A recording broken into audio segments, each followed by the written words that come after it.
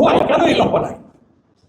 ম্যানেজমেন্টে আমাদের মামুনুল্লাহ সাহেব বলেছেন যে দুর্নীতি, সিন্ডিকেট, অব্যবস্থাপনার চরম সংকটে জাতিকে ঠেলে দিয়ে এই সরকারের পক্ষে যে দেশ চালানো সম্ভব নয়।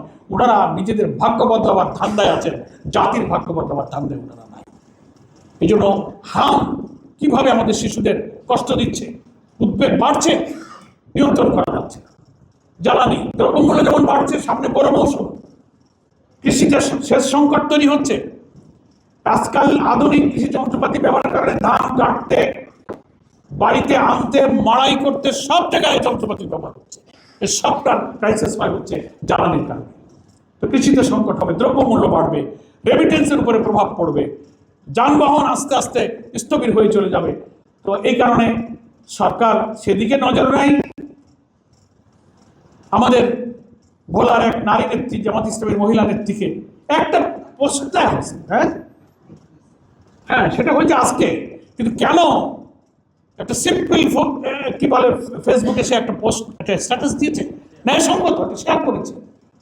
আপনি তাকে, একজন নারীকে, তার একটা প্রতিবন্ধী বাচ্চাকে ফেলে রেখে আপনি তাকে গ্রেফতার করে হাত করা করে নিয়ে গেলেন। লজ্জা করা উচিত। যারা আইসিটি অ্যাক্টের কথা বলেন, সংবাদপত্রের স্বাধীনতার কথা বলেন, ফ্রিডম প্রেসের কথা বলেন, পুলিশদের জিজ্ঞেস করলে বলে এটা ঊর্ধ্বতন কি কর্তৃপক্ষের নির্দেশে আমরা এটা করেছি। কর্নেল অলি আমাদের 11 দলীয়কের অন্যতম শীর্ষ নেতা, বীর বিক্রম, তার এলাকায় বিএনপির পক্ষ থেকে তাকে অপমান করার জন্য কুশপুত্তির লেখা দাহ করা, অসত্য কথা বলে তাকে গালিগালাজ করে জাতির কাছে হেয় করার চেষ্টা করা হচ্ছে। আমরা 11 দলের পক্ষ থেকে এই বীর মুক্তিযোদ্ধা বীর বিক্রম, তাকে আপনি রাজাকার বলছেন। রাজাকার তো আপনারা সবাইকে বলছেন, কাউকে বাদ দেন নাই। মেজর জলিলকেও বলেছিলেন, যিনি বলেছিলেন অরক্ষিত স্বাধীনতাই পরাধীনতা। অর্থাৎ ফ্যাসিবাদ বিরোধী, কর্তৃত্ববাদী এবং দিল্লির আধিপত্যবাদ বিরোধী রাজনীতির সাথে যারা থাকবে আপনাদের পাশে, তারা সব রাজাকার। যারা এই হকের পথে, সত্যের পথে থাকবে, আপনার কাউকে রাজাকার বলতে বাদ দেন। ফলে আমরা 11 দলের পক্ষ থেকে কর্নেল অলি আহমদ বীর বিক্রম, আমাদের ঐক্যের একজন শীর্ষ নেতার বিরুদ্ধে সরকারি দলের কর্মীদের ওই এলাকায়